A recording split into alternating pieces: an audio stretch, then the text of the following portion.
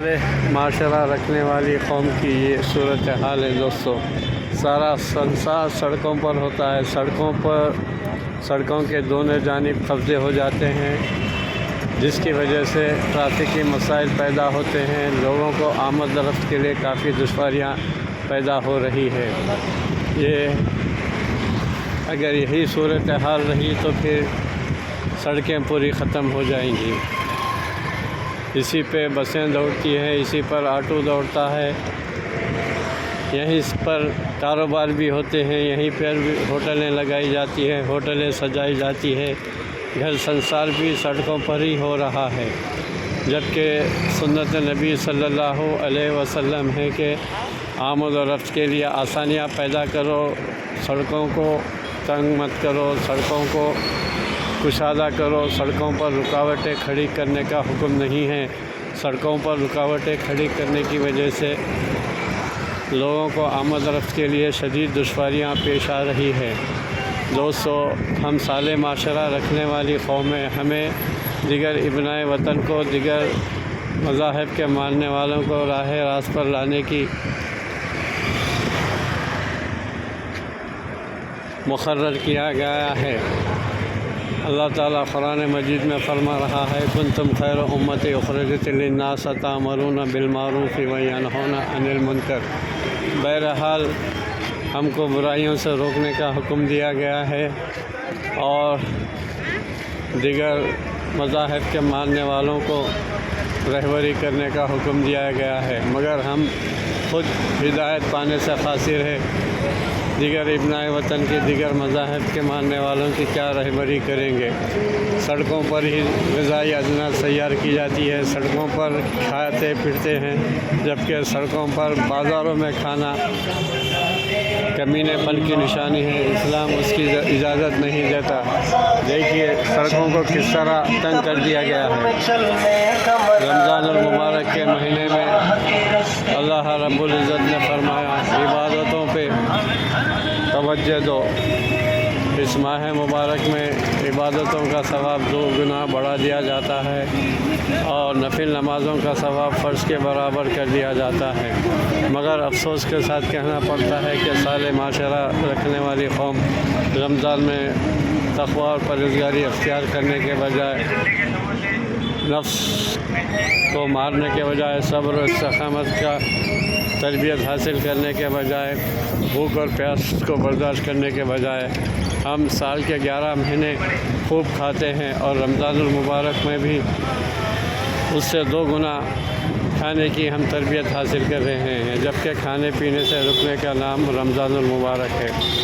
بہرحال یہ صورتحال ہم مسلمانوں کی بنی ہوئی ہے۔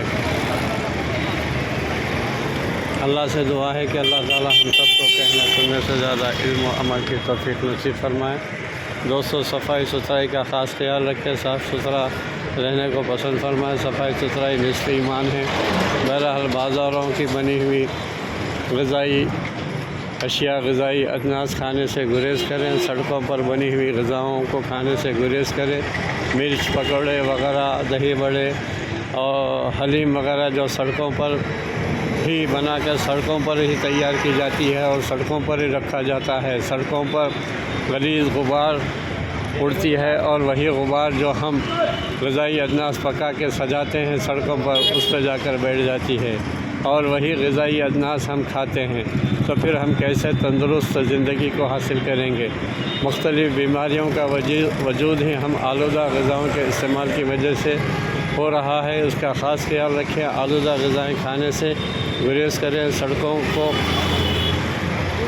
وسیع کرنے کی کوشش کریں، سڑکوں کو بند مت کریں، سڑکوں کو آمد و رفت کے لیے کھلا رکھیں، مسافروں کو آنے جانے کے لیے آسانیاں پیدا کریں، راہگیروں کو آنے جانے کے لیے آسانیاں پیدا کریے۔ آپ دیکھ سکتے ہیں کس طرح سے ہم مرچ پکوڑے وغیرہ تل کے سڑکوں پر رکھ دیتے ہیں اور اس پر جو غبار اٹھتا ہے وہ غبار مکمل آلودہ ہوتا ہے، زہر آلود ہوتا ہے، وہ غبار ان مرچ پکوڑوں پر جا کر بیٹھ جاتا ہے اور وہی مرچ پکوڑے ہم مزے سے نوش فرما کر اپنے جسم کو بیمار کر لیتے ہیں اور دواخانوں میں پیسہ برباد کرتے ہیں۔ آج کل بیماریاں بھی اتنی پھیل چکی ہیں کہ آلودگی کی وجہ سے، تعفن کی وجہ سے گولیاں بھی ہم پر اثر انداز نہیں ہو رہی ہیں۔